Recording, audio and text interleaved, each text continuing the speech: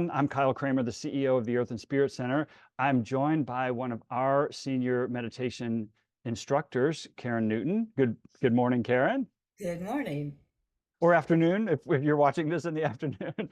Uh, Karen, you've been with us for many, many years. You are a decades-long mindfulness practitioner. You've taught mindfulness in so many different formats in your career at U of L, and so many years with us for young folks where you were specifically trained, and folks across the age spectrum. So you bring this wealth of meditation experience and meditation instruction experience to the Earth and Spirit Center. So first, I always want you to know how grateful that we are that you're part of the Earth and Spirit community. And also grateful that you have a course for continuing meditators coming up this fall. And this is a course that presumes someone has some prior experience with meditation, whether that's another course that you've taught or that they've taken here from other instructors, or maybe they've been on their own with a practice for some time, or in some ways have some basic familiarity with mindfulness. But as we all know, mindfulness is a practice, and a practice is something that you have to keep doing and keep tending to. And sometimes we fall off the wagon. Sometimes we just need to learn more about what's happening, or learn new tools and tricks. So tell us more, Karen, if you would, about your continuing meditation course, which we're titling this spring, Refresh and Sustain Your Mindfulness. What can folks expect in this 5-week experience this fall? Well, the folks who asked for this, they know what they expect. And the folks who didn't even know they were looking for this, this may be what you want. There's this opportunity to build on what you already have as some kind of sense of bedrock, if you will. You know, some basic contemplative practices. Most of the ones that are taught in beginning or intro courses are very foundational.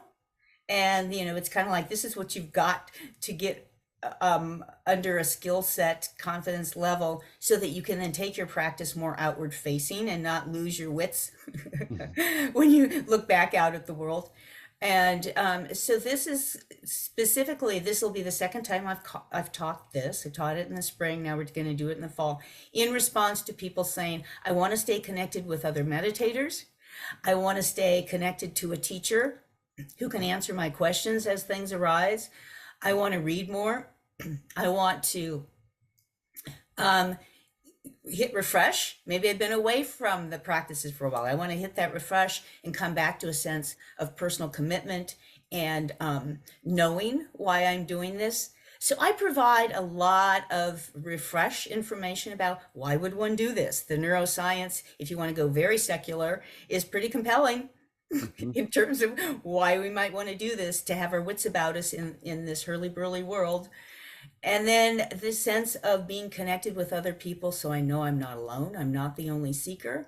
And maybe I forgot that I don't have to believe my thoughts and feelings. Maybe I've forgotten that I can change my relationship to these thoughts and feelings that arise, that create so much unhappiness and poor judgment. So all of those things is what we've tried to put in this 5-week course. Nice book options if people do want to, have additional support outside of class. A free app, which is another way of having a kind of a semi-coach to guide your practices if you like that during the week. And refreshing on some of the old tried and true forms of practice, but also introducing some new forms of practice that is part of this sustaining, so that you always have lots of ways of personalizing your practice, and even layering or stacking forms of practice. Just more personalizing, so that you can sustain it and hold on to it. It occurs to me, Karen, that we're living in tumultuous times. I suppose every generation lives in its version of tumultuous times, but we have this kind of crazy polarized political system.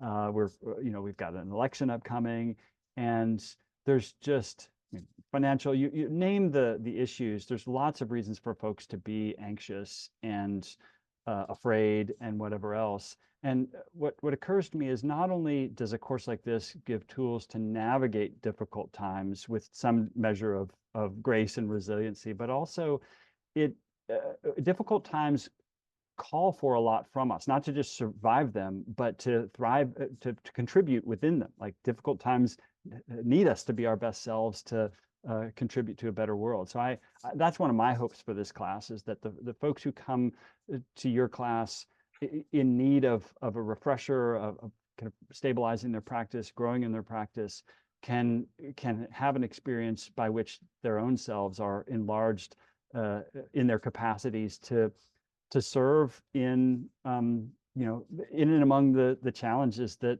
we're facing. Hmm. And it might interest people to know that I do have additional training in trauma responsive Yeah. mindfulness, and also that I teach, I put a lot of these ancient practices in a framework of resilience, Mm-hmm. which is the capacity to be flexible in how we think, feel, and behave when life is hard. Yeah. So, one of the most efficient ways, efficient, if that's what you're looking for, is efficiency, to become resilient in how we think, feel, and behave is with these mindfulness meditation practices. Yeah. Absolutely. And particularly in social connection. I know people who came to the course last spring solely because they wanted to hang out with other meditators. They were longing for that group experience. Absolutely. Well, again, the name of this course is Refresh and Sustain Your Mindfulness. We'll link to it in the video. Folks can find it at earthandspiritcenter.org. It's starting this fall on Thursdays. It's scheduled to begin in October 24th, at either 10 in the morning, 10 to 11:30, or 7 to 8:30 in the evenings. And again, we've scheduled it such that if someone wants to take your beginning class, which is called Mindfulness for Real Life, which begins earlier in the fall semester, they could then basically stay with you as a teacher into this second course, or someone could just jump right into this one if they have some prior experience, whether it's that course or not. Yep. Okay, well, Karen, so grateful that you're doing this course. It's so needed for the world, I think. So we hope everyone will consider it, and we'll see you in the fall. All right. Thanks so much, Kyle. Thanks to the Earth and Spirit Center for doing what you do. Absolutely. Bye, Karen. Bye.